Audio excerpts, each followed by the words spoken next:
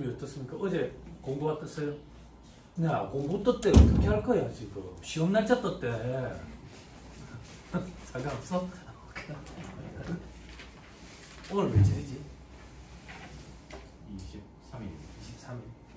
11월 없다고 보고. 12월. 1월, 2월, 3월, 4월. 5달 남았네. 150일 일이 잡으면 안 되거든. 시험 임박하면 멘탈 나가. 시험 임박했을 때 한 일주일 정도는 책을 못 볼 거라고 생각을 하고 있어야 돼. 멘탈 나가. 그거 빼고. 이제 역산해가지고 몇 회독 정도 돌릴 수 있을지 피드백을 좀 가지면서 시간 계획을 잡아요. 그 피드백은 여러분들이 이미 회독을 돌리면서 피드백 가져놨죠. 시켜놨잖아. 내가 재고자사 한 파트 복습하는데 몇 시간 걸리는지 그런 데이터가 있어야지 계획이라는 걸 짜지. 오늘은 회계, 내일은 모레는 제작하는 거. 공부 못하는 애들이 하는 거지. 그지? 네. 그리고 일주일 동안에 맨날 공부하지 마니까 정신 나간다, 그 사람이. 반나절 정도 쉬라 그랬죠. 반나절 정도 쉴 때 그 피드백을 좀 가지라고. 일주일 동안에 내가 어느 과목에 몇 시간을 투자했는지 골고루 해야 돼. 골고루 하라는 얘기는 똑같이 10시간씩 투자한다 그 얘기가 아니야. 강의 시수를 생각해봐. 강의 시수. 재무는 몇 시간이었지? 재무 68시간. 그지? 원가는 44시간. 세법은 100시간이 넘지. 그지? 그런 비중을 가지고 공부 계획을 짤 때도 좀 짜셔야 안 되겠나 싶어. 혹은 본인이 이제 복습해놓은 거 그 데이터 갖고 있는 게 있으면 재무회계 3권을 복습하는데 총 몇 시간 정도 걸리는지, 학원을 복습하는데 얼마 정도 걸리는지, 부가세법을 복습하는데 얼마 걸리는지, 그리고 우리는 학습 효과가 몇 프로 정도 영향을 미칠지 그런 거 가지고 이제 계획을 한번 짜보면 계획을 짤 때는 중간에 이제 쿠션을 하루씩 둬야 돼. 계획은 틀어지라고 존재하는 거 있잖아. 계획대로 잘 안 되거든. 그래서 그래도 계획을 이렇게 짜보면 시행착오를 겪더라도 나중에는 조금 세분화된 계획을 짤 수가 있으니까 그러면 이제 멘탈이 흔들리는 것도 좀 잡을 수가 있어. 그리고 그거 이제 아직 멀었는데 3월 정도 돼야 아마 접수를 시작할 거예요. 3월 정도 돼야. 보통 보면 3월 첫째 주에 이렇게 접수를 하는데 그 접수 날짜 날 받고 있지 말고 접수 시작하면 바로 접수. 학원에서 접수 시작 날짜 되면 누구든지 좀 얘기를 해줘가지고 날 받고 있지 말고 그 인터넷에만 나오던 관종 같은 애들 접수 날짜를 놓쳐가지고 접수를 못했다. 그 인터넷에만 보던 관종인 줄 알았는데 이 학원에서 한 명 있었거든. 한 명 있었어. 그래. 접수 날짜 이런 거 놓치지 말고 미리미리 좀 해가지고 그렇게 하자. 자, 우리 할 갑시다.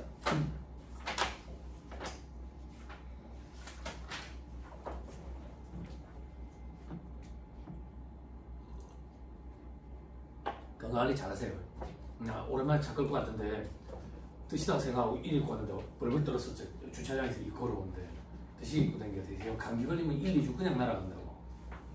병원에 가지고 혈관 주사를 맞든지 수액 3시간짜리 맞든지 이래가지고 빨리 회복이 돼야 돼. 감기는 잠밖에 없어. 약이 없어. 소염제 먹으면 많이 졸려가지고 머리 몽롱하니 공부가 잘 안 되잖아. 의사 선생님한테 처방 받을 때 공부해야 되는 수험생이라고 얘기하고 보험이 안 되더라도 그 졸음이 안 오는 소염제를 좀 처방해달라 그러면 약값은 조금 비싼데 그런 걸로 처방해 줄 거야. 그래가지고 그런 걸로 좀 버티고 이렇게 해야 돼. 제 기억이 맞으면 2-69페이지인 것 같아요. 네. 자, 기억 한 번만 더 줍니다. 복습해 줄 건 아니고. 우리는 뭐 하고 있었냐? 송선생님은 철저하게 언니 왔다 갔다 하면 나중에 힘들어요. 강의 진도가 되게 빨라. 언니 그리고 우리 다음 주에 오기로 했어. 다 같이 약속을 해버렸어. 그러니까 봐봐, 빠지면 약속하는데 참여도 못해. 네. 같이 약속했다고 보고 하는 거야. 다음 주 몇 시간에 합니까? 몰라. 그냥 종일 할 거라고 생각하고 오면 돼. 자, 이자, 배당, 사업, 근로, 연금, 기타, 퇴직, 양도소득. 그치? 그때 우리 지금 사업소득 하고 있다고. 사업소득 대충 다 받고 대충이라고 표현하면 좀 그렇고 수업 목적으로 거의 다 봤고 이제는 법인세법과의 차이를 봐. 법인세법과의 차이. 이거는 어떤 목적으로 우리가 대비를 해야 되냐면 말문제 보기 목적으로. 계산 문제는 등장 안 합니까? 등장해요. 안타깝게도. 등장하면 어떻게 등장하는데요? 자료를 딱 자료를 주고 A가 개인 사업자일 경우와 법인 사업자일 경우에 소득금액의 차이 금액이 얼마나 나는지 계산하시오 나온다고. 그럼 봐봐. 두 문제씩. 법인세법 적용해가지고 한번 풀고 소득세법 적용해가지고 한번 풀고 두 문제잖아. 사이즈가 크다고. 다른 것도 풀어야 되겠지. 그지? 그지? 근데 이런 문제가 등장하긴 해요. 그러니까 그런 문제는 좀 밀어놨다가 뒤에 풀어야지. 그지? 그럼 아예 제껴도 되겠네? 아닌데. 차이에 대해서 말문제 보기로 구성하니까 보기는 봐야 돼. 그지? 시험장에 들어갈 때 못 푸는 문제 그렇게 들어가면 안 된다 했어요. 준비는 다 돼. 시험장에 가서 시험 시간 내에 풀어야 될 문제, 뒤로 미뤄도 될 문제, 혹은 안 풀어야 될 문제 이렇게 구분하는 거지 못 푸는 문제 이런 개념은 아니지. 그치? 한 10년 주면 다 푼다 했잖아. 네, 그런 개념은 아니고. 자, 그래서 비교하고 있었다. 비교. 자, 이제 뭘 비교할 건데 충당금과 준비금 비교를 할 거다. 제일 스트레스 받는 거지. 퇴직급여 충당금, 퇴직연금 충당금, 대손 충당금 얘기하는 거지. 자, 퇴직급여 충당금부터 보자. 한도가 이렇게 돼 있죠. 그죠? 1900 추계. 그죠? 똑같죠? 산식 똑같죠? 그죠? 1900과 추계 밑에 점선으로 박스 돼 있죠. 밑에 대상에 보시면 대표자 법인세 포함 소득세 제외 머리 돼 있죠. 그죠? 자, 그건 무슨 말인데 대표자의 1900과 추계액은 법인세법 적용할 때는 법인세법상 추계액 계산할 때는 포함시킨다. 왜? 법인의 대표자는 월급 받잖아. 그지? 인건비가 대표자 인건비가 송금은 인정이 되잖아. 그럼 대충도 설정해 준다고. 대상에 들어가야지. 근데 소득세법은 대표자의 인건비는 필요기업이 산입이 안 된다 했지. 왜? 사업소득으로 과세하기 위해서. 그죠? 그래서 대충 산정할 때도 제외된다고. 그럼 대충 산정할 때 제외되니까 한도계산 산식에서도 제외시켜야 되겠지. 그지? 응. 자, 그리고 사업에 종사 안 하는 가족. 그죠? 요거는 둘 다 빼야지, 당연히. 시험이 어떻게 나오는데? 항상 장남이 나온다고. 대표자의 장남. 장남은 항상 고시생이다. 이것도 좀 속상하지 않아? 이거 장남, 너 장남이냐? 아니야? 차남이야? 아, 고시생이야? 아니, 우리 시험에 장남인데 고시생으로 등장해, 항상. 차남은 고시생이 될 수가 없어. 그렇잖아. 자, 그 밑에 대손 충당금 보세요. 자, 한도에 설정 대상 채권가에게 설정률 곱 한도 돼 있죠. 설정률부터 보세요. 1%와 단위 대손 실정률 둘 중에 큰 거. 됐죠? 됐어요? 네. 됐죠? 자, 그러면 차이점 보자. 설정 대상 채권가에게 법인세법과 소득세법 범위 차이가 있죠. 자, 제가 어떻게 암기하라고 시켰어요? 법인세법상 대손 충당금 설정 대상 채권에는 어떻게 암기하라고 시켰어요? 봉환아, 법인세법상 대손 충당금 설정 대상 채권에 어떤 게 있냐? 봉환아, 소연아, 매출채권 들어가냐? 소연아, 매출채권 들어가냐? 눈 뜨고 자면 안 된다. 매출채권 들어가냐? 안 들어가냐?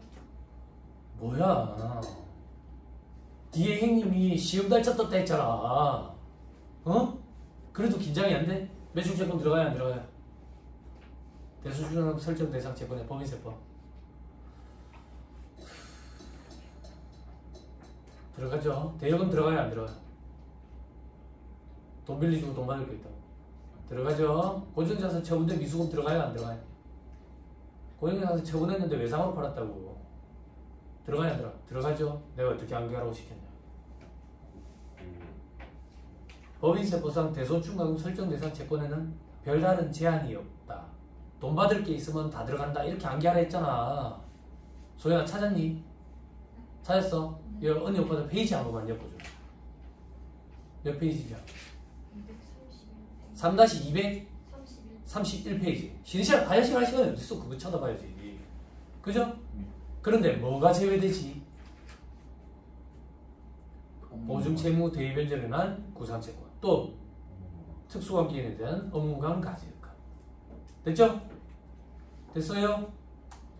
자, 이제 소득세법이 아니 법인세법을 알아야 비교를 할 거 아니에요. 자, 소득세법. 소득세법은 매출채권만 돼. 매출채권만 된다는 얘기는 대여금은 안 돼. 대여금은 왜 안 되는데요? 해줬어 이거. 법인세법 할 때. 돈을 빌려줬지 대여금은. 그럼 뭘 받아? 이자 소득과 관련돼 있다. 그 사업소득과 관련이 없기 때문에 안 해. 그렇게 생각하면 암기하기 편하다고.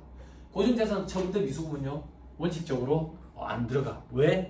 열거되어 있지 않거든. 과세제외라고. 그렇지만 법이 개정이 이루어졌댔지. 복식부기의무자는 사업용 유형 고정자산 처분 손익에서 과세를 이제 하잖아요. 그러면 그걸 처분할 때 외상으로 처분을 해가지고 미수금이 있대. 그럼 복식부기의무자는 대소출감 설정대상 채권에 포함을 시켜야 되겠지. 됐어요? 됐나요? 자, 요거 조금만 읽어볼게. 2-70페이지. 빨리 따라오세요. 별페이지 3번.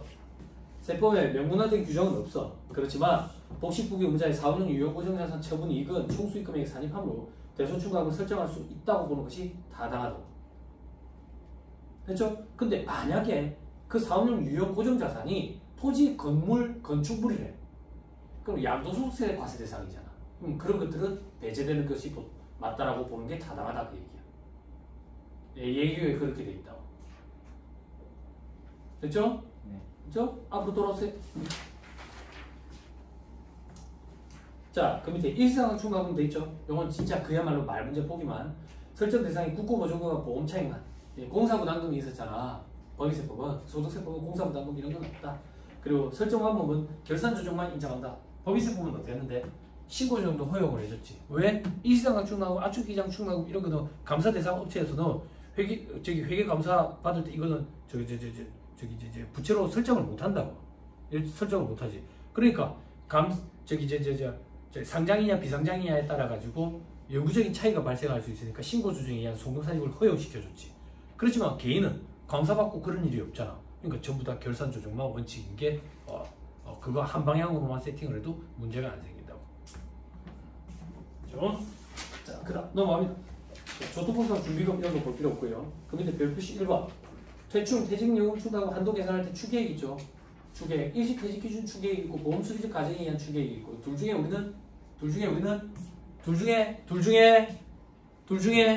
큰 거야 작은 거야? 책이 혹시 있냐? 네. 아 그래? 보고 잘 읽어주는군. 그지? 큰 거죠. 소득세법은 그런 게 없다 그 얘기야.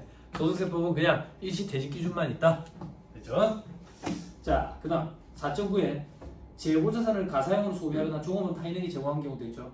우리 회사에서 만든 재고 있지. 그걸 팔지 않고 집에 갖다 놔놓고 썼다고.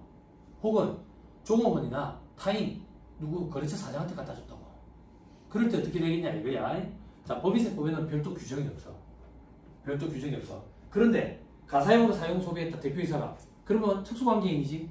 부당이익 계산 부인이 적용되지 않겠어? 그지? 그래서 시가를 입금 산입에다가 집어넣겠지. 입금 산입에서 집어넣겠지.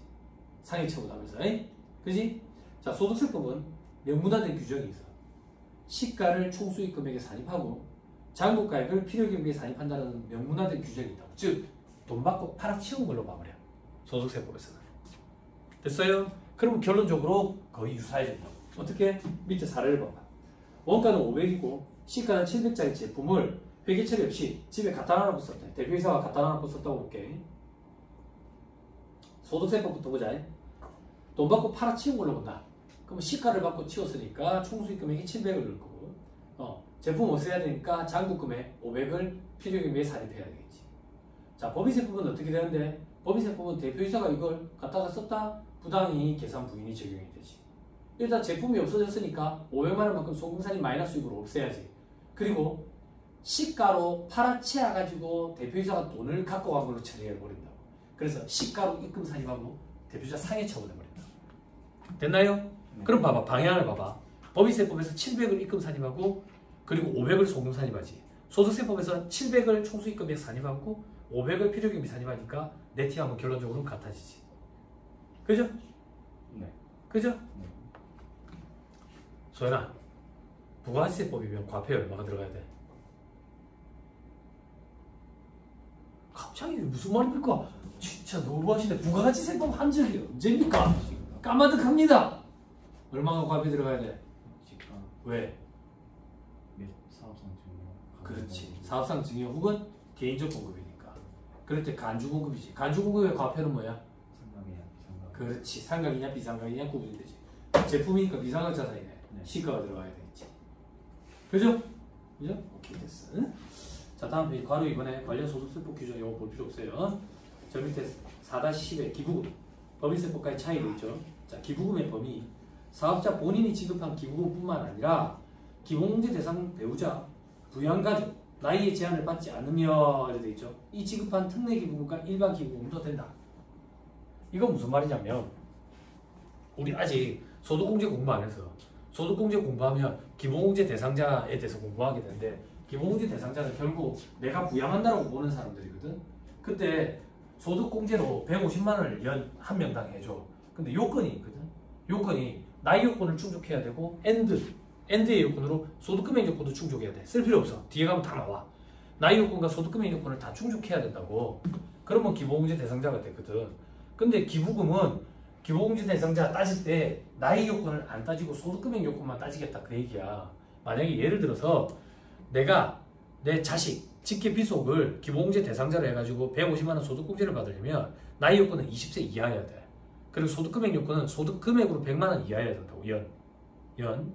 근데 만약에 내 자식이 21살짜리 대학생이 있다라고 볼게. 대학생. 얘가 소득이 있느냐? 없어. 근데 20세 이하냐? 20세 이하가 아니지. 21살이지. 근데 얘가 기부를 했대. 지가 뭔 돈으로 기부를 했냐 이거야. 내가 준 돈으로 기부했겠지. 그럼 내가 기부한 걸로 봐서 내가 공제를 받아야 되지 않겠냐고. 그래서 나이에 제한을 두지 않는 거예요. 됐어요? 소득금액은요? 소득금액이 있으면 지 돈으로 기부했을 수도 있잖아. 그래? 아니 그런 얘기야. 어제 제가 사례를 하나 들면 어제 제가 바지를 좀 샀어. 바지를 겨울에 이제 추워서 이제 내일 이제 대구로 올라가야 되거든. 제가 월요일 화요일 대구 강의가 있어가지고 대구는 여기보다 춥다고. 데프리카라며. 장난 아니다. 나 여름에 진짜 갔는데 깜짝 놀랐다. 그냥 하여튼 상상 그 이상이었어. 상상이 처음 접해보던 기후였어. 정말 덥더라고. 정말 더워. 아무튼 그래 겁이 나가지고 바지를 샀는데 수선을 해야 돼.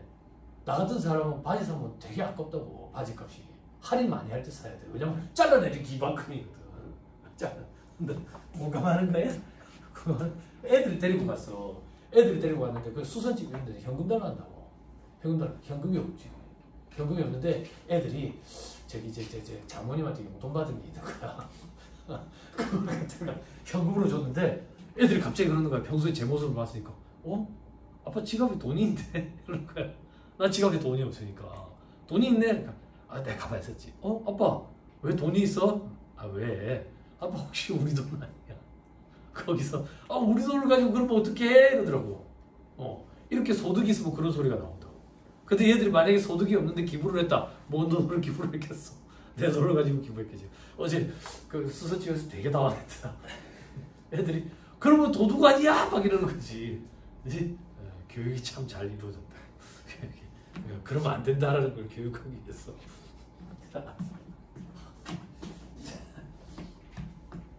자 이게 그 얘기예요. 그러니까 기본공제 대상자에 해당 그 나이 요건을 충족 못하더라도 무슨 소득이 있어? 소득이 없는데 무슨 돈으로 기부를 했겠냐고.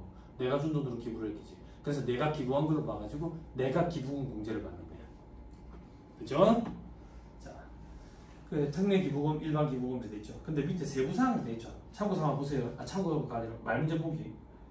정치자금 기부금이라는 게 있거든. 조금 이따 할 거야. 그리고 고향사랑 기부금, 우리사주학 기부금 이런 거는 본인이 지급한 것만 돼. 가족이 지급한 건 공제 대상이 아니다 그 얘기예요. 자, 그 밑에 현물 기부금. 현물 기부금 어떻게 평가할 건데 소득세법부터 봐봐. 소득세법. 뭐 하나 간단하지? 장부가액과 시가 둘 중에 큰 거에 돼 있지. 그죠? 들어보세요.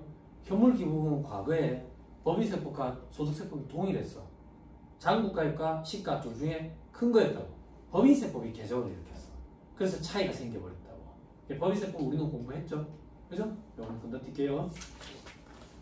자, 다음 부분. 자, 기부금의 구분이 되어 있죠? 그래요? 소득세 계산할 때만 있는 기부금들이 있다. 특별재난지역의 복구를 위해서 자원봉사 용역가에 특례기부금으로 되어 있죠. 그죠? 우리 법인세법에서 특례기부금 공부했던 거 기억나? 한도가 50%였지. 그지? 제일 대표적인 게 국가에 기부한 거. 그리고 군대에 기부한 거. 국가, 유관기관에 기부한 것들. 그죠? 그런 것들이 특례기부금이었지. 동그라미 뭐 특별재난지역 복구를 위해서 자원봉사 용역하며 그렇게 국가에 기부한 것처럼 봐주겠다 그 얘기야. 소득세법은 이거 한도가 100%야. 훨씬 더 많이 해준다고. 그럼 이건 뭔데 도대체? 용역가액은? 나 같은 사람이라고 생각하면 돼. 어려운 환경, 막 재난지역, 뭐 만약에 그때 기름 유출 사건, 태안 기름 유출 사건 예를 들어가지고 가정을 할게. 기부를 좀 하고 싶어 딱 해가지고 근데 돈이 없는 거야. 나 같은 사람. 그래서 몸으로 떼어놓은 거라. 가지고 기름을 닦은 기부를 해줬다. 그러면 내 하루 인건비를 계산해가지고 기부금 영수증을 끊어줘. 내 하루 인건비가 얼만데 8시간 기준으로 5만원이라고. 8시간 기준으로 5만원. 근데 개정이 됐네. 8만원으로. 그죠? 그럼 보시면 밑에 별표시 1번 동그라미 1번 봉사 일수 8시간을 하루로 봐가지고 8만원으로 증가시켰다고. 됐죠? 그 밑에 화살표 봐봐. 소수점 이하는 1일로 보면 돼 있죠? 그죠? 그럼 이 얘기야. 9시간을 봉사를 하면 8시간 기준으로 1일 하고 소수점이 나오지. 그럼 무조건 올림이라고. 올림. 8시간 이상 하면 무조건 이틀이 되는 거지. 조금이라도 초과하면. 됐지? 그지? 일단은 8만원. 그리고 부수 유류비. 자원봉사용역 제공 장소로 이동을 위한 유류비는 제외하고 재료비 등 직접 비용. 그죠? 요건 어떤 거냐면 내가 태안까지 차를 끌고 올라가. 그 기름값은 기부금에 포함이 안 된다고. 그런데 차를 끌고 올라갔는데 이 사람들 급하게 차가 필요하대. 거기서 봉사를 하는데 그래 내 차를 이용합시다. 이래가지고 내 차를 왔다 갔다 하면서 기름값이랑 부수 비용이 좀 들었다고. 요것도 기부금 영수증 대상 돼가지고 다 끊어준다 그 얘기야. 자, 얘를 왼쪽에 동그라미 1번 용역가액 밑에 개인사업자의 경우 본인 봉사분의 하남. 요건 당연한 얘기지. 이게 뭐가 당연한 얘기인데 내가 사업체를 운영하는데 우리 직원들이 있는데 요즘에 경기가 안 좋아가지고 사업체 운영이 잘 안 돼. 운영이 잘 안 되는데 직원들도 할 일이 없어. 놀고 있는 거야. 그래서 너 가가지고 태안에 가가지고 기름이나 좀 닦아온나. 닦아온나. 너 그 봉사 그거 한 거 내가 기부금 처리해가지고 공제라도 받게. 이런 건 안 된다 그 얘기야. 니 몸으로 때우는 거는 직접 하는 것만 된다. 그치? 아 이거 당연한 거 아니야? 이런 조건이 없으면 직원들 많이 풀지 않겠어? 그렇죠? 물론 저같이 나쁜 그런 사업주는 없겠죠. 그죠? 자 밑에 동그라미 2번 자원봉사 용역에는 특별재난지역으로 선포된 후는 물론이고 선포되기 이전에 같은 지역에서 행한 자원봉사 용역을 포함한다 돼 있죠. 그래서 특별재난지역으로 빨리 선포가 안 돼가지고 국가에서 조금 미뤄지는 경우가 있다고. 그래도 뒤늦게라도 특별재난지역으로 선포되면 특례기부금으로 봐주겠다 그 얘기야.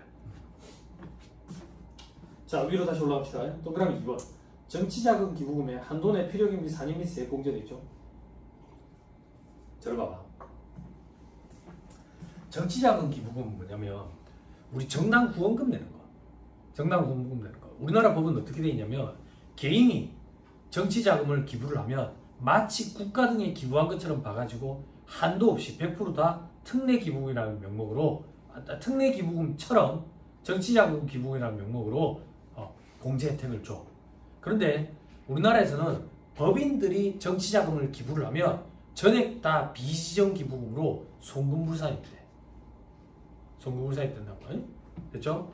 그러면 정당 후원금 이런 건 어떤 형식으로 냅니까? 정당 후원금을 냈는지도 잘 모르는 사람들도 있고 저같이 이제 정치에 관심 없는 그런 사람들도 있는데 제가 예전에 이런 걸 한번 실제 경험해 본 적 있는 게 예전에 제가 월급쟁이로 몸담았던 거기 사무실에 이제 대표 세무사님이 이제 정치를 하셨다고. 정치를 하셨다고. 예, 구청장을 하시다가 이제 정계로 입문을 하셨다고. 그때 이제 보통 이제 이따가 이제 내가 정치 입문한다 그러면 시그널을 주잖아. 그치? 그 보통 시그널을 줄 때 그 책을 써. 책을 쓴다고. 그래 출판 기념회. 근데 요즘에 출판 기념회가 고지식하다 이래가지고 북 콘서트 뭐 이런 식으로 해. 그래 공연도 하고 막 이래 한다고. 제가 그때 몸 남았을 때는 의원님이 해운대에 백스코에서 그 출판 기념회를 했어. 출판 기념회를 했는데 3층에서 했던 것 같아. 3층에서. 근데 아직도 기억이 나. 3층에서 했는데 그 3층까지 올라갈 때 에스컬레이터가 있거든. 에스컬레이터를 정지시켜놔. 줄을 1층까지 서 있어서. 사람들이 1층까지 줄을 서 있어. 줄을. 그러면 이제 올라가는 거지. 근데 난 처음 그런 걸 와봤잖아. 처음 그런 거 와보니까 어떻게 하는지도 모르지. 그리고 이제 줄을 한참 뒤에 서 있는데 책값이 얼마인지 슬슬 궁금한데 책이 수북히 쌓여있고 사람들이 막 이렇게 하는데 봉투가 있는데 봉투에다가 이렇게 막 돈을 넣는데 노란색인 거야 자꾸. 뭐지 책값이 얼마나 거야 도대체. 혹은 책을 도대체 몇 권씩 사가는 거야 저 사람들은. 그런 생각을 했어. 그게 정당 구원금이야. 정치자금 기부금. 옆에 가면 기부금 영수증 끊어주는 데가 있어. 끊어주는 데가. 그래 거기 이제 5만짜리를 많이 넣었다고 그 값어치만큼 책을 몽땅 갖고 그런 건 아니에요. 그런 건 아니에요. 그래서 저도 이제 책을 한 권 받고 이제 했지. 그래가지고 집에 계속 있다가 얼마 전에 이제 배품 처리가 됐어. 해운대 발전에 대한 얘기였는데 한 10년 전 발전에 대한 얘기라 가지고 지금 이 발전이 끝났잖아. 끝나서 웃지 마라. 끝나서 너무 뒤늦게 보긴 좀 그렇지. 자, 그런 거예요. 우리나라에서는 정치자금 기부금 개인이 하면은 마치 특례 기부금처럼 한도 없이 공제를 해준다고. 근데 옆에 보면 한도 내 필요금비 산입 및 세액 공제를 돼 있죠. 그죠? 잘 살펴봐야 돼. 저 밑에 별표시 이건 세부사항이라고 돼 있지. 세부사항, 그지? 옆에 보니까 조투법이라고 돼 있는데 이거 1차 시험에 말문제 보기 구성이에요. 건우야, 우리 2-72페이지. 자, 법인은 전액 다 송금물산이 되고 개인 봐봐요. 요게 좀 독특해. 개인은 10만원까지는 110분의 100이네. 그지? 그러면 1.1로 나누는 거지. 그지? 부가세 나누듯이 1.1로 나눈 금액을 정치자금 세액공제로 공제를 해줘. 전액다. 전액다. 그럼 한번 예를 들어보자. 10만원이다. 그럼 1.1로 나누면 90909 이렇게 되겠네. 요거를 세액공제 해준다고. 세액공제. 근데 왜 이걸 1.1로 나눕니까? 학생들이 물어봐. 이렇게 1.1로 나눠야 10만원을 전액 다 공제받는 효과가 생겨. 왜? 지방세 10% 영향을 미치거든. 10만원을 다 세액공제 해줘버리면 낸 금액보다 공제를 더 많이 받게 돼. 그래서 1.1로 나눈 금액을 세액공제를 해줘. 그리고 10만원이 넘는 거는 밑에 사업자가 아닌 개인인 경우에는 자, 15%, 뭐 20%, 25% 이래가지고 산출 세액에서 공제돼 있죠. 그죠? 세액공제라는 걸 해줘. 세액공제. 그지? 암기할 필요 없어. 봐봐. 당연한 얘기지. 뭐가 당연한 얘기인데? 사업자여야지 법인세법처럼 필요경비 혹은 송금에 산입하겠지. 사업자가 아니면 필요경비라는 거 산입 안 되잖아. 그지? 그러니까 세액공제라는 걸 해줘. 그럼 세액공제는 어떻게 해준대요? 15%, 25% 요까지 암기해서 들어가기는 조금 힘들 거라. 시험에 나온 적은 없나요? 계산 문제는요. 등장한 적은 있는데 수험생들이 거의 다 안 풀어. 너무 어려워. 너무 어려워. 그렇죠? 됐습니다. 위로 올라옵니다. 다시 위로 올라와서 동그라미 3번에 고향사랑 기부금. 이게 이제 들어온 지 몇 년 됐어요 벌써. 처음에 이 조문이 들어왔을 때 어쩌지 나는 그렇게 고향을 사랑하지 않는데 그 얘기를 했던 기억이 나. 그래서 꼭 내 출신 고향뿐만 아니라 지방에 중요 고향사랑 기부금 그렇게 얘기하는 거야. 처음엔 그렇게 오해를 많이 했다고. 내 고향이만 해야 되느냐. 자, 고향사랑 기부금 한도 내에서 필요경비 산입 및 세액 공제돼 있죠. 별표시 3번 한번 따라가 봅시다. 자, 고향사랑 기부금 개인만 보세요. 10만원까지는 1.1 나눈 걸로 세액 공제한다죠. 정치자금 세액 공제랑 거의 비슷하네. 그죠? 그럼 만약에 10만원이 넘는데 10만원이 넘으면 비사업자 돼 있죠. 비사업자는 뭔 소리인지 모르겠는데 세액 공제하네. 요 정도만. 산시까지는 보지 말고. 응? 됐어요? 네. 세액 공제하네. 사업자는 필요경비에 산입시켜주네. 100%라고 돼 있네. 한도 이런 거 없이. 그 정도 말문제 보기만 대비하죠.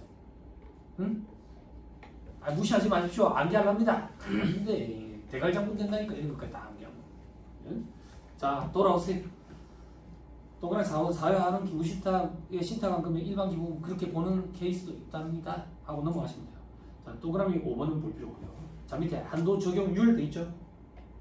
그죠? 법인세법에 우리 50%, 30%, 10%, 사회적 기부 20% 이런 거 있었죠. 그런 것처럼 한도 적용률을 보자 그 얘기야. 소득세법은 정치자금 기부금은 10만원까지는 전액 다 세액공제 해주고 1.1 나눈 거를. 그리고 나머지는 마치 특례기부금처럼 100%다. 왜? 밑에 보니까 특례기부금 100%라고 되어 있지. 그지? 고향사랑기부금도 마치 특례기부금처럼 100%다. 됐지? 우리사주학 기부금은 30%. 일반 기부금은 10%에서 30%로 되어 있죠. 그죠? 10%에서 30%. 여기 됐어요? 손가락 잠깐만 끼고 2-74페이지 와보세요.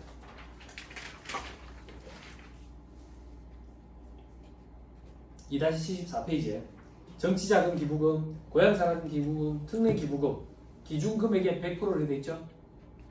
출신만 암기 못해. 이걸 암기하려고 했다가 법인세법상 기부금 한도 계산 산식이 흔들려.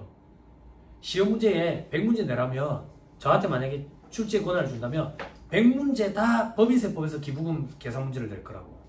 그러니까 법인세법에 비하면 중요도가 많이 떨어져. 시험에 등장한 적이 있긴 해. 근데 수험생들이 등장했는지도 기억을 못해. 안 푼다고. 안 풀어요? 네. 괜히 갖고 가려고 애쓰지 말자고. 네, 눈으로만 보세요. 기준금액은 어떻게 되는데 밑에 별표시 한번 봐. 차감하면 소득금액에서 기부금 더하네. 그리고 결소금 차감하네. 1월 결소금. 똑같이 밑에 별표시 1에 동그라미 1번에 발생연도 제한이 있네. 똑같이. 그지? 동그라미 2번 봐봐. 80% 곱하는 한도 규정은 없지. 됐죠? 소득세법은 그런 건 없지. 됐나요? 네. 자, 다시 위로 올라가세요. 자, 두 번째 칸에 우리사주학 기부금은 기부금으로 위에서 먼저 인정된 거, 법적으로 인정된 거, 차감하고 30%. 그 밑에 이제 일반 기부금 봐봐. 일반 기부금. 기준금액에 정치자금, 고향사랑, 특례기부금 인정받은 거, 법적으로 인정받은 거, 그리고 우리사주학 기부금 인정액 차감한 거에 10% 곱하는 거 돼 있지. 됐죠? 여기까지 법인세법이랑 똑같지. 그죠? 이제 저를 봐봐. 근데 피드백을 가져온 거야. 어떤 피드백을 가졌냐면 개인들이 기부한 형태, 어떤 대상단체에 기부를 했는지 피드백을 가졌더니 개인들이 기부한 건 거의 다 종교단체들이에요. 종교단체. 그래서 종교단체 외의 단체에도 기부를 좀 하자. 그런 걸 좀 활성화하자. 라는 취지로 산식이 만들어져 있어. 어떻게 해요? 종교단체에만 기부를 하면 10%를 한도로 공제를 해줘. 종교단체 외에 하면 30%를 한도로 공제해줘. 이 산식이 의미하는 게 그거야. 자, 다시 같이 살펴보자. 동그라미 1번. 종교단체에 기부금이 있을 때는 10% 곱한 거. 종교단체든 종교단체가 아니든 거기다 뒤에 뭘 더하지. 뭘 더하는데 20% 한도. 이 20% 한도는 뭔데? 종교단체 외에. 그러면 종교단체에 기부한 게 없으면 30% 한도지. 그지? 그지? 그래서 아까 산식에 10%에서 30%라고 돼 있었던 거야. 너무 종교단체에만 많이 기부하니까. 그 현업에서 언니는 현업에서 일을 하잖아. 언니는 여 기부금 그 공제하는 거 묘세서 작성해봤거든. 대부분 개인사업자들 보면 대부분 11조야. 대부분 11조라고. 응. 그게 어떤 건지 잘 몰라. 예배당에 댕겨본 적이 없어가지고 잘 몰라. 잘 모르는데 대부분 종교단체. 아니면 어디 점집 가가지고 이제 가라로 기부금 영수증 끊어. 혹은 이제 저기 불교 행사 이런 데 가지고 기와나 이렇게 올리고 하고 이렇게 등 달고 이렇게 하는 거. 그래서 종교단체 외에도 좀 하자라는 차원에서 종교단체 외의 단체에 기부를 하면 30%까지 해준다 라는 산식의 의미라고. 됐죠? 됐습니까? 앞으로 다시 돌아오세요. 그래서 한도 적용률에 보면 일반 기부금은 10%에서 30% 돼 있죠.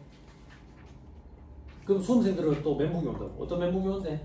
그렇게 짜증나네. 100% 이 세 가지를 뭐 한다고 구분하고 있는데. 정치자금 기부고, 그리고 저기 고향사랑 기부고, 특례기부금 다 한도가 100%니까 하나로 그냥 특례기부금이랑 묶으면 안 돼? 안 묶으면 안 돼. 그 이유가 밑에 2월 규정 때문이야. 밑에 한도 초과액 2월 기간 돼 있죠. 정치자금 기부금이랑 고향사랑 기부금은 2월이 안 돼. 그 차이 때문에 위에서 구분해 놨던 거야. 됐죠? 네. 특례기부금과 일반기부금은 법인세법이랑 똑같이 10년. 어떻게 10년? 2013년 1월 1일 이후 지출분부터. 그죠? 편해졌다고. 과거에는 경과 규정 때문에 힘들었다니까. 1년, 3년, 5년 막 이렇게. 됐습니까? 네. 다음 페이지 별표시 5번 체크 빨리 하세요. 다 했죠? 넘어갑니다. 2-75페이지. 기업 업무 추진비, 접대비. 졸립냐? 네. 졸려? 아닙니다. 뭐 한 게 있다고 졸립냐? 어제 잠이 안 오더지? 그래 안 그래? 아, 너무 썰려. 내일 가야 되나? 내일 또 세범이 하루 종일 장명세무사한테 또 잔소리 들을 것 같은데 요번 주에 내가 복습을 꾸준히 했나? 꾸준히 했는데 저 자식이 또 다른 데서 물어볼 것 같은데 항상 허를 찔리는 느낌인데 이제 시험이 그렇게 나오거든. 시험장에 가봐 허를 찔리는 느낌이야.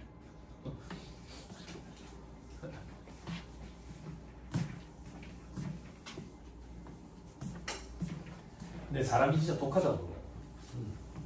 하고자 하는 의지가 있으면 돼. 저 유튜브 이런 거 안 보잖아. 어떻게 보는지도 모르고 보면 자꾸 광고 떠서 짜증나. 그거 진짜 이제 돈을 주고 좀 결제를 할까 싶어. 광고 뜨니까. 어제 저희 애들이 오랜만에 유튜브를 봤어. 오랜만에 유튜브를 봤다고. 오랜만에 유튜브 본 이유가 첫째가 이제 모레 생일이야. 모레 생일인데 생일 선물 공약을 걸었는데 2달 전부터 사달라는 게 있었어. 그 와이프가 공약을 그냥 사주는 대신에 2달 동안에 게임이랑 유튜브 보지 말라고. 그랬더니 얘가 그냥 핸드폰을 안 들고 다니더라. 그 전화는 어떻게? 그러니까 게임이랑 유튜브 안 하면 전화 쓸 일이 없으니까 안 들고 다녀버리네. 아무튼 버텨서 내가 그걸 보면서 야 저렇게 어린 게 벌써 의지가 엄청나구나 이랬는데 어제 제가 잠깐 풀어줬다고. 유튜브 봐도 돼. 게임 유튜브만 안 보면 돼. 이래가지고 틀었는데 그거야 미스터 비스트야. 최근 영상인지 아닌지도 모르겠는데 미스터 비스트 돈을 많이 벌더만 땅을 파가지고 지하 벙커를 하나 만들어가지고 거기 사람을 100일 동안 가다 놓대. 봤냐 혹시 그 영상? 봤어? 남자 여자인데 서로 일면식도 없는 사이야. 그 둘을 지하 벙커에 식자재를 다 넣어놓는 거지. 식자재 다 넣어놓고 지하 벙커에서 100일을 버티면 50만 불이었네.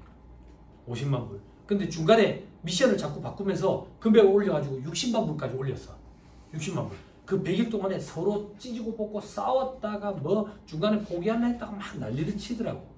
난리를 치는데 100일을 버텨요. 둘이서. 60만 불 돈이 얼마야? 한 8억 되겠냐? 더 되겠네 지금. 더 되겠네. 그지? 그래서 둘이서 나눠붙이더라고. 마지막에 뭐 해가지고 또 70만 불까지 올라갔어. 옵션 걸어가지고. 그 둘이 35만 불씩 나눠붙였다고. 그걸 보면서 제가 느껴서 와 진짜 사람은 진짜 똑같구나. 네? 이 시험 합격하면 60만 불 누가 준다 이러면 와 합격 안 하겠냐? 그지? 그 돈이 안 되겠냐? 그지? 동차도 될 것 같은데. 그지?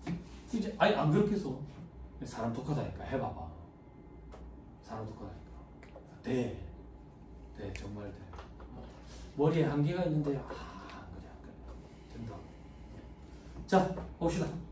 접대비. 자 법인세법 법인별로 한도 계산하고 있죠. 그죠? 소득세법은 법인세법이랑 똑같아요.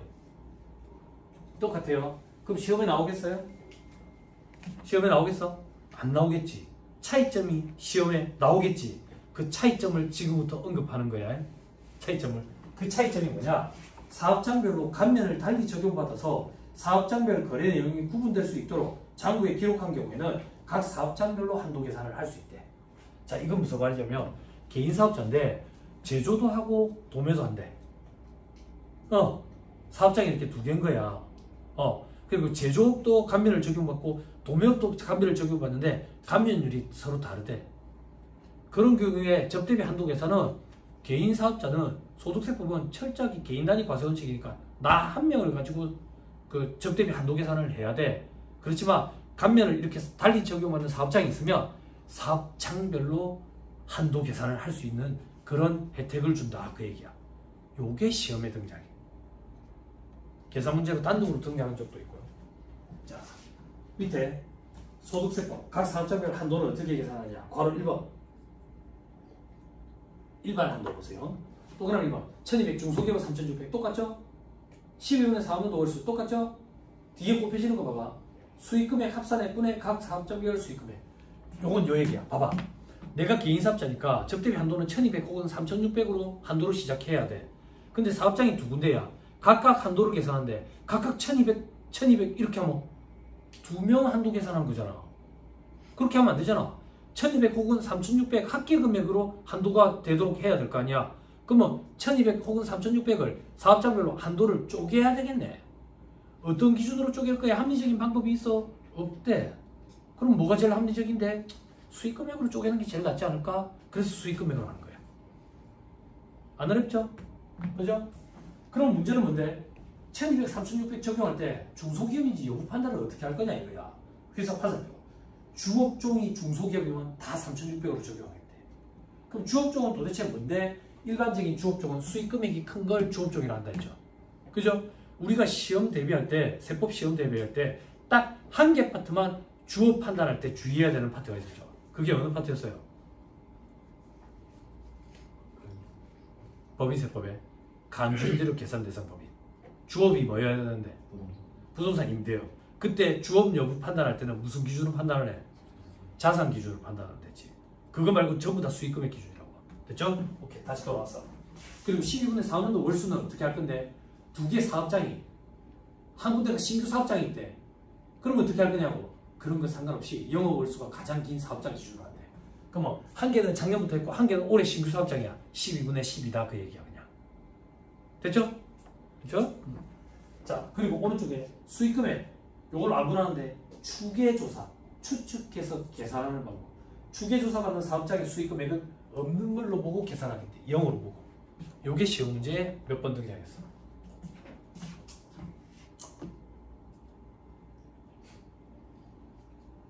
자, 그 다음 동그라미 2번. 각 사업장의 수익금액의 적용률 곱한다고. 수익금액은 뭔데? 기업의 기준상 매출액. 그지? 근데 영업 부수 수익 중 부산물 매각 때는 들어간댔다고. 기억나요? 안 나요? 소연아, 옆에 써머리 있으니까 조금만 찾아줘라. 찾는 게 공부라고. 찾아가지고 언니 오빠한테 페이지 한 번만 엮어주라. 응? 이래서 고시생들이 2단 독서대, 3단 독서대 펴. 책 동시에 여러 권 보려고. 근데 그거보다 모가지 늘어나는 게 훨씬 나아. 정자세로 앉아 있을 수 있으니까. 저도 2단 독서대 봤었거든. 책 여러 개 동시에 보려고. 그 사법고시생들은 법정까지 펴야 되가 3단 독서대 펴더라고. 너무 커. 그 주장스럽고. 이렇게 들고 다녀. 3-192페이지. 쉬는 시간에 그거 쳐다봐야 된다고. 응? 됐죠? 오케이. 다시 돌아와가지고. 자, 적용률을 어떻게 곱할 건데? 적용률 뭐 어떻게 곱한다는 게 무슨 말인데요? 법인세법, 소득세법 똑같아. 저를 봐봐. 100억, 500억 기준으로 만분의 30, 만분의 20, 만분의 3 곱하는 건 똑같다고. 근데 뭐가 문제인데? 사업장 두 군데에 계산 각각 달리 할 거잖아.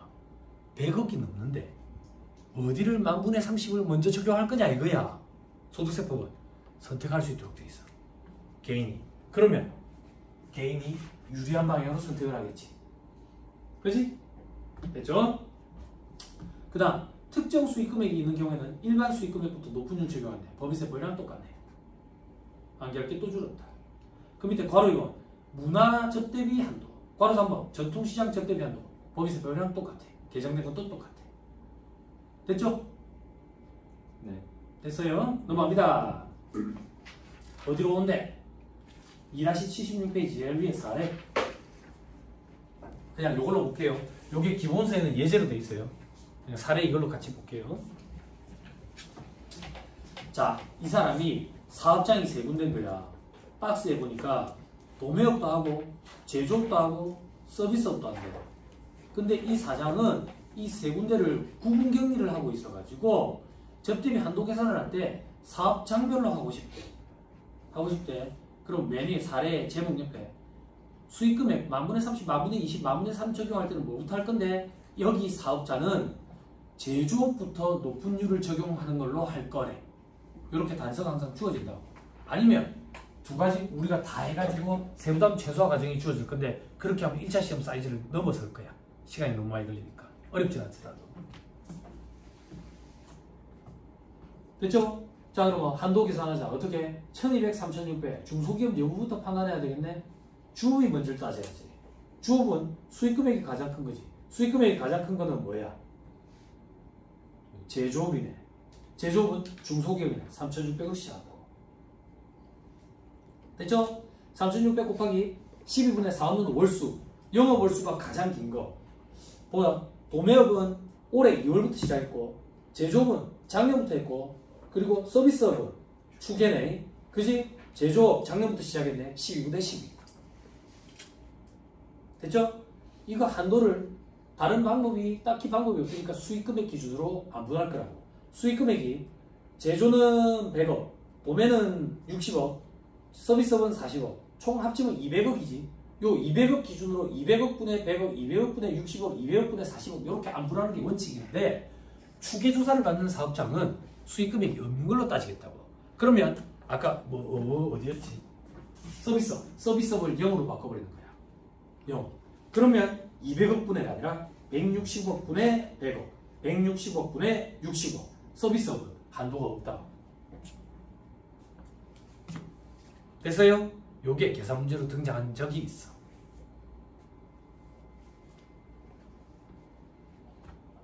됐나요? 네. 됐어요?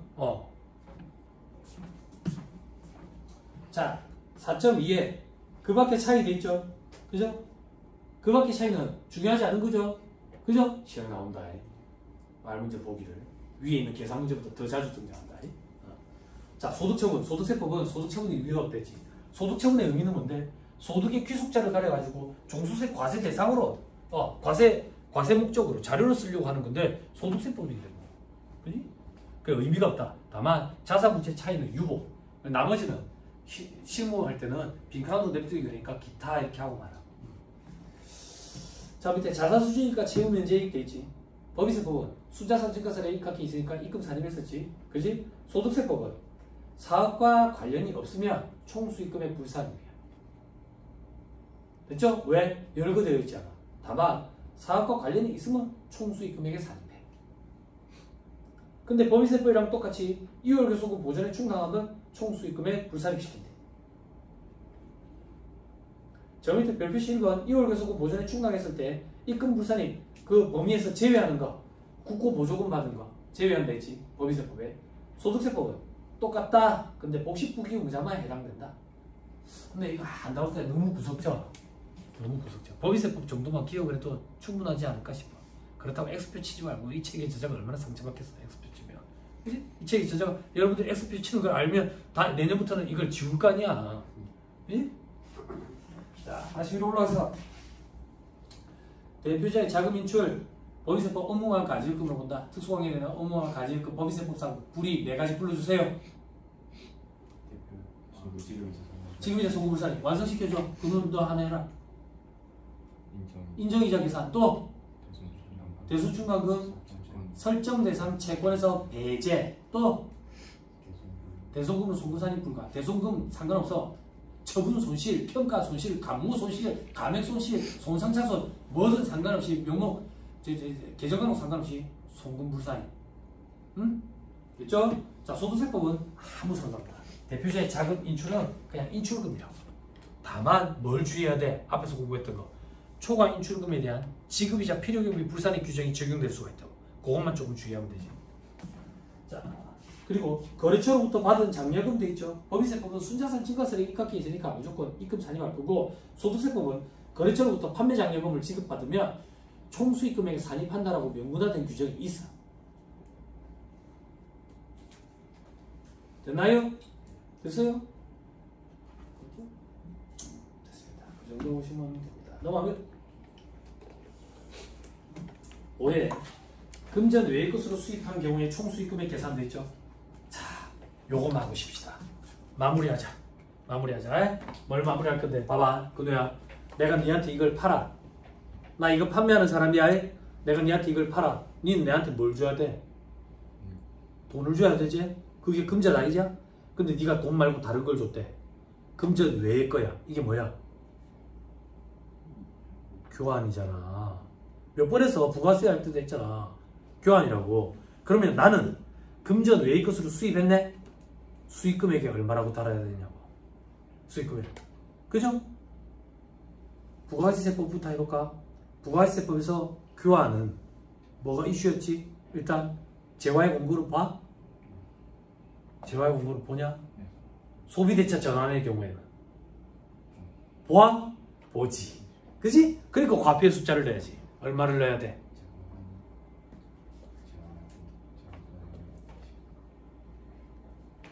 응? 공급한 재화나 용액의 시가. 그지? 됐죠? 아, 회계얘기부터 할 걸 그랬나? 회계얘기부터 하자. 회계에 보면 여러분들 유무형 자산의 교환 나오죠. 회계에서는 유무형 자산 교환으로 인해서 취득한 자산의 취득원가를 얼마로 잡을 건지 그게 포인트거든. 이 교환 이렇게 하면 헷갈려. 풀네임은 교환으로 취득한 자산의 취득원가를 장부에 얼마로 달 거냐고. 어떻게 달아? 거래의 실질, 상업적 실질이 있는지 여부를 판단을 해야지. 있으면 제공한이야 받은지야? 한 자산의 공정가치. 그지? 현금 수수액이 있으면 가감하고. 그지? 상업적 실질, 거래 실질이 없으면 제공한 자산의 장부가액으로 하지. 부가가치세법으로 돌아오자. 부가가치세법에서 교환은 재화의 공급, 실질적 공급은 계약상, 법률상 모든 원인에 따라서 재화를 인도 양도하는 것. 매매 계약, 가공 계약, 교환 계약, 재화의 공급 맞네. 소비대차 전환도 교환 계약, 재화의 공급이 맞네. 그럼 재화의 공급이 맞으면 과표의 숫자를 넣어가지고 10%만큼 매출세액 내야 되네. 과표에 얼마가 들어갈 건데? 공급하는 재화나 용역의 시가. 됐죠? 자, 법인세법으로 가자. 법인세법에서 포인트는 뭐였는데? 교환으로 취득한 자산의 세법상 취득원가를 얼마로 잡을 거냐고. 법인세법에서는 원칙이 뭐였어?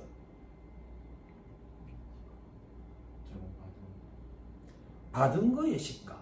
받은 거의 시가가 원칙이랬지. 왜? 받은 거의 시가로 측정을 해야지만 적정한 처분이익이 계산이 된다 했잖아. 받은 거의 시가. 이제 소득세법만 하면 되네. 그치? 마무리됐네. 자, 제조업자, 생산업자, 판매업자로부터 제조, 생산, 판매하는 물품을 받을 때는 그 제조업자 등의 판매가액. 자, 이건 무슨 말이냐 한번 봐봐라. 봐봐. 자, 봐. 나는 이 책을 판매하는 사람이야. 내가 이 책을 그 누구한테 판다고. 그럼 그 누구는 내한테 뭘 줘야 돼? 돈을 줘야지. 근데 돈 말고 다른 걸로 준대. 뭘로 주는데? 요 필통을 주는 거야. 근데 얘는 뭐 하는 애인데? 요 필통 판매하는 애야. 그럼 내 입장에서는 받은 거의 시가로 잡는 건다. 받은 거의 시가로 어떻게 잡을 건데? 얘가 이걸 판매할 때 판매가액이 있을 거 아니야. 그거라고. 근데 얘가 내한테 필통을 줬는데 알고 봤더니 얘는 필통을 판매하는 애가 아니라 이 필통을 딴 데서 사가지고 내한테 줬대. 그럼 내 입장에서는 요거의 시가라고. 그러면 법인세법이랑 방향이 같네. 응? 됐죠? 네. 오케이, 됐어요. 자, 동그라미 2번부터는 볼 필요 없어요. 자, 그 밑에 6번. 총수익금액과 필요경비 기속연도 돼 있죠? 그죠? 자, 소득세법에서는 이거 보지 마세요. 객관식반할 때 몇 가지만 읽어주고 넘어갈 거야. 법인세법이 시험에 나올 거야. 여러분들이 힘들거든. 뭐가 힘드냐면 조금만 사례를 들어드리면 2-78페이지 밑에 정리 한번.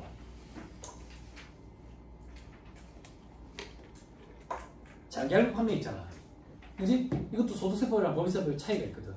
법인세법의 장기할부 판매는 우리 어떻게 했어? 일단 장단기 구분을 먼저 했었지. 할부 판매는. 그지? 그래가지고 장기든 단기든 구분 없이 할부 판매는 명목가액 평가. 그리고 인도 기준이었잖아. 인도 기준 명목가액 평가였잖아. 그지? 그런데 장기인 경우에 회수기일 도래 기준, 현재가치 평가 계상하면 인정. 다만 중소기업은 회수기일 도래 기준으로 계상 안 하더라도 뭐라고 그랬지? 하더라도 신고 조정에 의해서 가능했지. 그지? 그지? 인도 기준으로 하더라도 회수기일 도래 기준으로 신고 조정이 가능했잖아. 그지? 근데 소득세법은 어떤 얘기야? 소득세법은 중소기업은 회수기일 도래 기준으로 계상하지 않으면 회수기일 도래 기준으로 신고 조정이 불가능해. 왜냐하면 법인세법에서 신고 조정에 의한 송금 산입을 허용해 준 이유는 상장 중소기업과 비상장 중소기업의 차이 때문에. 그거는 형평성의 차이를 일으키잖아요. 그지? 왜? 회계 처리를 할 수 있느냐 못하느냐 차이. 근데 개인은 회계 처리 다 할 수 있다고. 할 수 있으니까 그런 혜택을 줄 필요가 없겠지. 그지? 그렇지만 이게 시험 문제에 법인세법만 등장한다고. 괜히 소득세법까지 해가지고 여러분들이 이게 법인세법을 헷갈릴까봐 내가 그게 제일 걱정이야. 차라리 헷갈릴 것 같으면 모르는 게 나을 수도 있어. 시험 문제는 법인세법에서 등장할 거야. 등장할 거야. 됐죠? 자, 밑에 봐봐 또. 단기 용역 매출 돼 있지. 법인세법은 어땠는데? 장단기 불문하고 진행기준이 원칙이었잖아. 그지? 근데 이거 얘기할 때 여러분들 기억나는지 모르겠다. 원래 소득세법이랑 법인세법이 똑같았는데 법인세법이 기업회계 기준을 수용해서 개정이 됐다고. 옆에 봐봐. 인도 기준을 원칙으로 한다 했지. 그지? 단기는 단기 용역 매출 그거 도급 기억하면 돼. 제가 도급이랑 분양으로 쪼개줬잖아. 도급은 단기 용역 매출 도급은 장단기 불문하고 법인세법에서는 진행 기준이었잖아. 근데 과거에는 단기는 소득세법이든 법인세법이든 다 인도 기준이었어. 근데 법인세법이 기업회계 기준을 수용을 해서 진행 기준이 원칙인 걸로 개정이 이루어졌다고. 그래서 소득세법은 그대로 있는 거야. 그렇지만 특례 규정을 보면 또 진행 기준으로 해야 된다지. 결국에는 거의 다 동일해. 그런데 원칙이 뭔지 이런 걸 많이 따지니까 시험에서는 조금 주의하고 다 못하겠다 그러면 법인세법을 갖고 가야 된다고. 좀 됐습니다. 잠깐 끊었다가 2-79페이지에 사업소득과세 방법부터 보시죠.